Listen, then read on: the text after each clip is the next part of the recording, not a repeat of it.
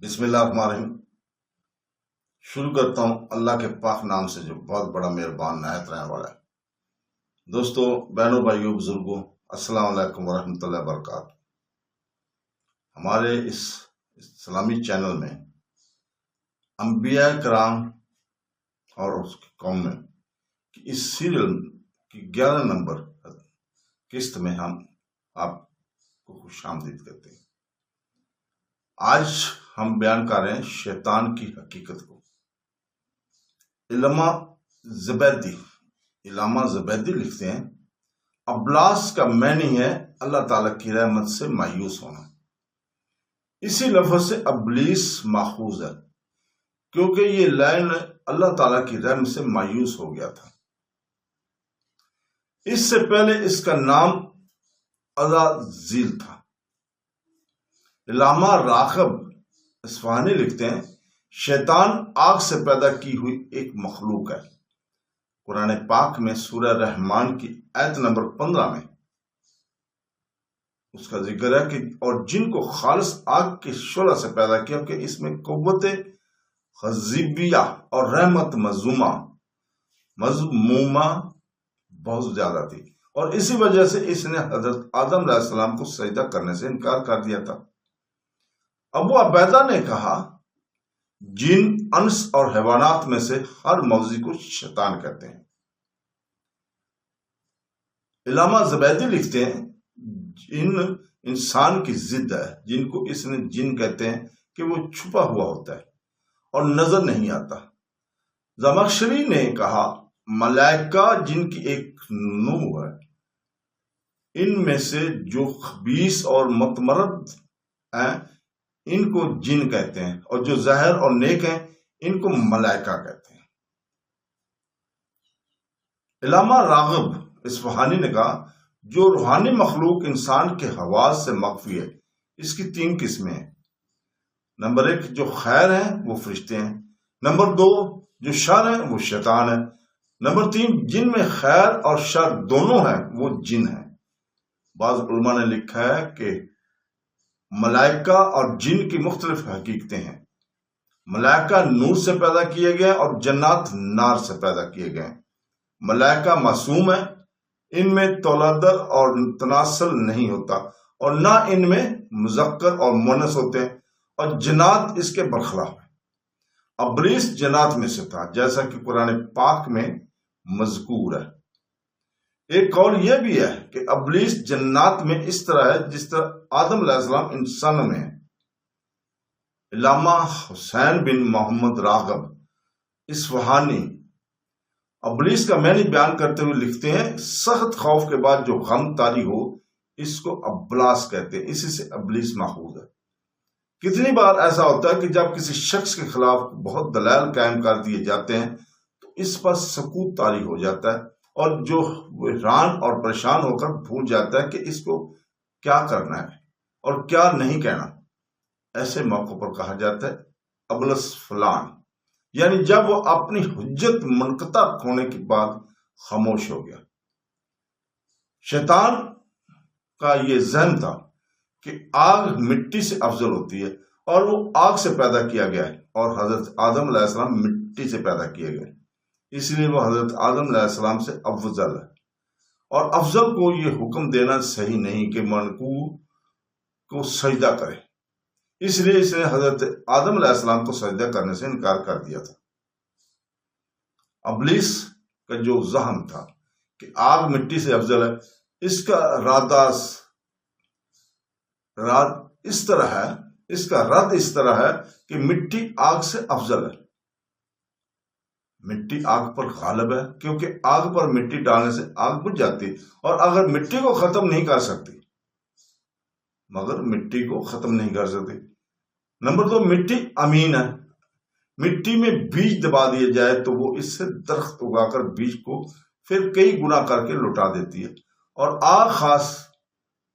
آگ میں جو کچھ ڈالا جائے آگ اس کو بھسم کر دیتی ہے۔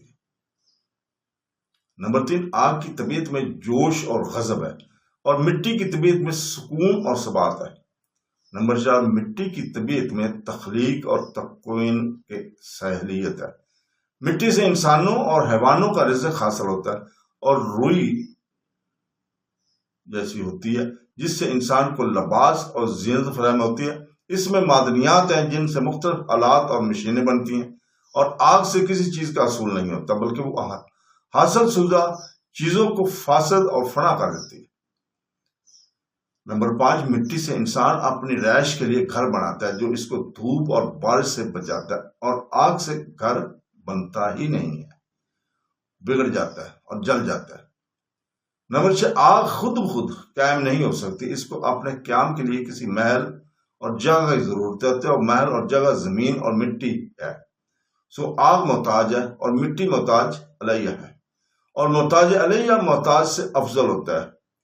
نمبر 7، ہر چند کو آگ سے بعض فائدے حاصل ہوتے ہیں، مثلا اس سے کھانا پکانا، روشنی حاصل کرنا، لیکن اس کو کنٹرول کرنا پڑتا ہے۔ کنٹرول نہ کیا جائے تو وہ کھانا جلا دے اور گھر جل کر راکھ ہو جائے، سو اس کی خیر میں بھی شر مضمر ہے، اور مٹی سراپا خیر ہے، اس میں شر بالکل نہیں ہے۔ قرآن مجید میں اللہ تعالیٰ نے مٹی کے بہت فوائد اور منافع بیان فرمائے۔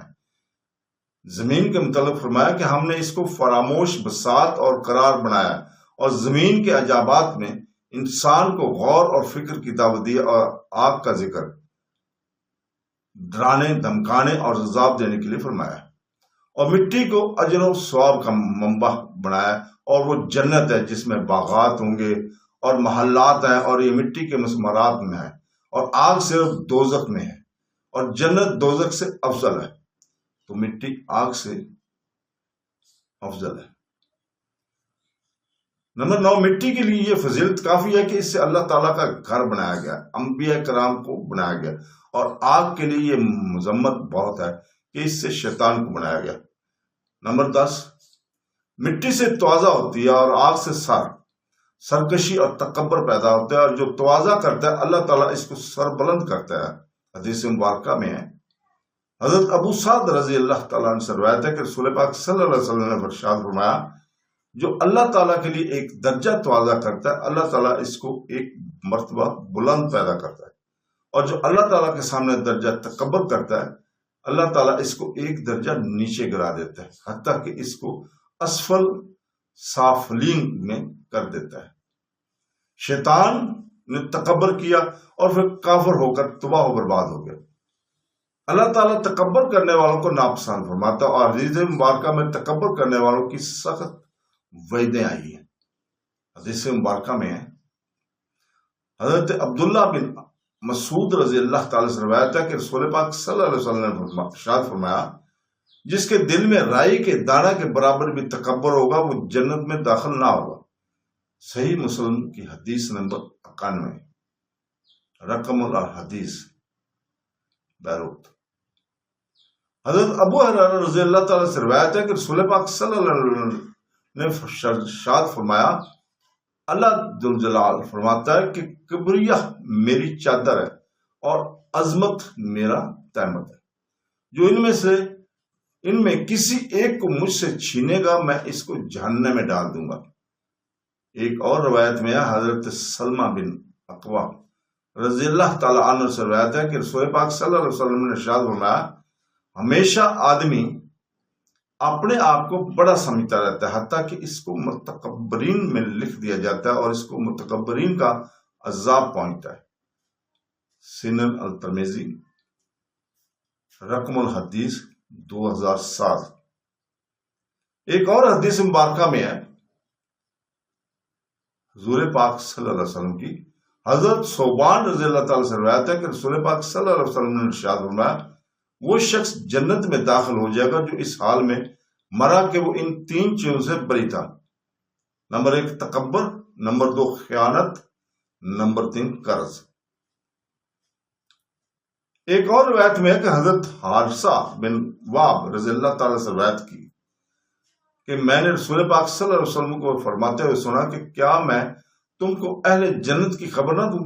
ہر کمزور شخص جس کو بے حد کمزور سمجھا جاتا ہو، اگر وہ اللہ تعالیٰ پر قسم کھا لے تو اللہ ذوالجلال اس کی قسم پوری ضرور کرے گا، اور کیا میں تم کو اہل دوزخ کی خبر نہ دوں؟ ہر سرکش عقل کا چلنے والا متکبر۔ صحیح بخاری کی حدیث نمبر یہ 6657 تھی۔ ایک اور روایت میں عمرو بن شعیب اپنے والد سے اور وہ اپنے دادا سے روایت کرتے ہیں کہ رسول پاک صلی اللہ علیہ وسلم نے ارشاد فرمایا، متکبروں کو قیامت کے دن مردوں کی صورت میں چونٹی کی جسامت میں جمع کیا جائے گا، اور ان کو ہر طرف سے ذلت بھانپ لے گی، اور ان کو دوزخ کے قید خانہ کی طرف ہنکایا جائے گا جس کا نام بولس ہے۔